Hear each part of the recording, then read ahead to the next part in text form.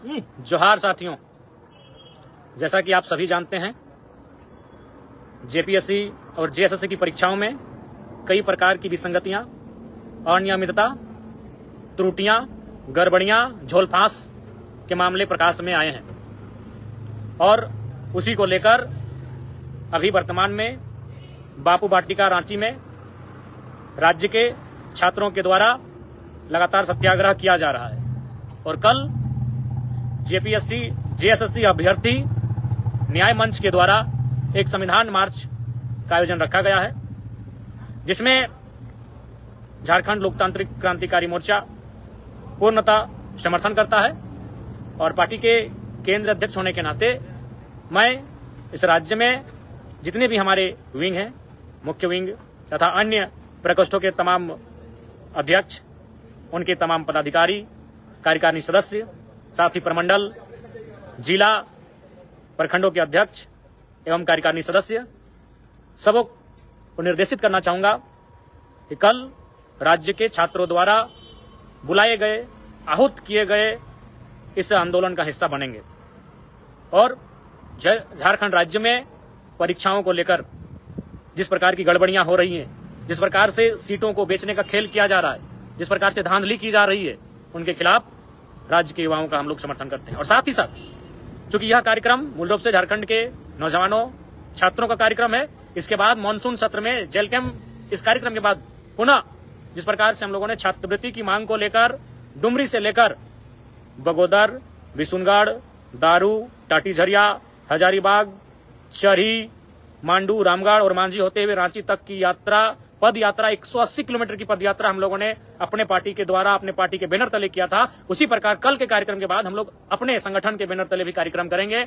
जो कार्यक्रम जिला स्तर से लेकर राज्य स्तरीय होगा।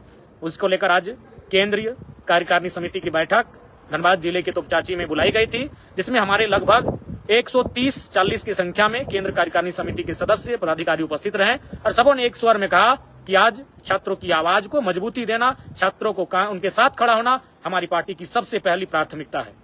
इसलिए मैं संगठन के सभी साथियों से, सभी पदाधिकारियों से, सभी विंगों के अध्यक्षों से, कार्यकारिणी सदस्यों से मैं आग्रह करूंगा कि छात्रों की जो मांग है, छात्रों का जो आंदोलन है, उस आंदोलन में शरीक होंगे। जी हां, आप सभी जानते हैं जेपीएससी में क्या हुआ।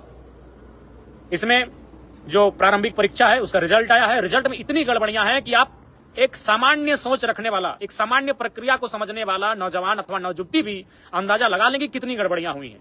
गड़बड़ियां क्या हुई हैं? ओएमआर की एक सीट जिनमें 48 आंसर को टिक किया गया है और उसका अगले राउंड के लिए सिलेक्शन हुआ है।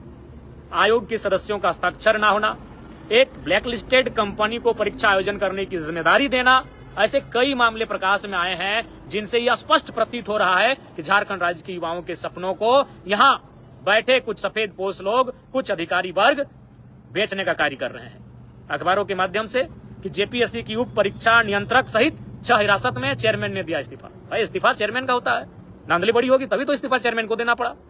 नौकरी की सेटिंग करने के लिए अभय तिवारी ने पूरा होटल ले रखा था लीज पर। घोर आश्चर्यजनक। लोग अपराध के कार्य रात के अंधेरे में करते हैं और भाई ये अभय तिवारी कौन है, समझ से परे है। और इन पर इतनी मेहरबान क्यों सरकारें कि पूरा होटल लीज पर ले लिया और किसी को भनक नहीं। अरे कोई एक छोटा सा चोरी का काम करता है तो रात को डरते हुए, सहमते हुए कि कहीं कोई पकड़ ना ले, कोई देख ना ले, और ये पूरा होटल ही नौकरी की सेटिंग करने के लिए अभय तिवारी ने पूरा होटल ले रखा था लीज पर। घोर आश्चर्यजनक। ये बड़ा ही आश्चर्यजनक विषय है। इसलिए मैं और हमारा संगठन पूरी तरह से इस आंदोलन में बढ़ चढ़कर छात्रों के साथ है। और एक शीर्षक है अखबार का कि कॉपियों में काट छांट और नंबर में हेरफेर कर बनी थी सूची। बताइए, कॉपियों में भी काट छांट और नंबर का हेरफेर, इतना घोटाला झारखंड राज्य में। और अगर सरकार कोई निर्णय नहीं ले पाती है, कोई कार्रवाई नहीं कर पाती है, तो बड़ा ही विचित्र और दुर्भाग्य की बात है। और सवाल तो ये उठता है कि मनोज, अभय ये है कौन भाई जो खुलेआम दिन दहाड़े होटलों में जाकर फर्जीवाड़ा के कारनामे को अंजाम देने का कार्य करते हैं। इसलिए मैं तमाम अपने संगठन के सभी साथियों से और साथ ही साथ हमारे शुभचिंतकों से, समर्थकों से भी मैं आग्रह करूंगा, अनुरोध करूंगा कि कल जो कार्यक्रम छात्रों के द्वारा आहूत किया गया है, संविधान मार्च, जो संभवतः जयपाल सिंह मुंडा स्टेडियम से आरंभ होगा, एक मार्च के रूप में आंदोलन अपने गतिशीलता को प्रदान करेगा, अपनी गतिशीलता को प्राप्त करेगा। इसलिए मैं आप सभी से आग्रह करूंगा कि जेपीएससी जेएसएससी की परीक्षाओं में जो धांधलियां हो रही हैं, जो गड़बड़ियां हो रही हैं, जो सीटों को बेचने का कार्य हो रहा है, जो छात्रों के सपने के साथ खेलने का कार्य हो रहा है, उसके ठीक उसी प्रकार हम लोग अपने बैनर तले भी कार्यक्रम करेंगे। बाकी सभी साथियों को जोहार, फूल जोहार, छात्र एकता जिंदाबाद और छात्रों की आवाज और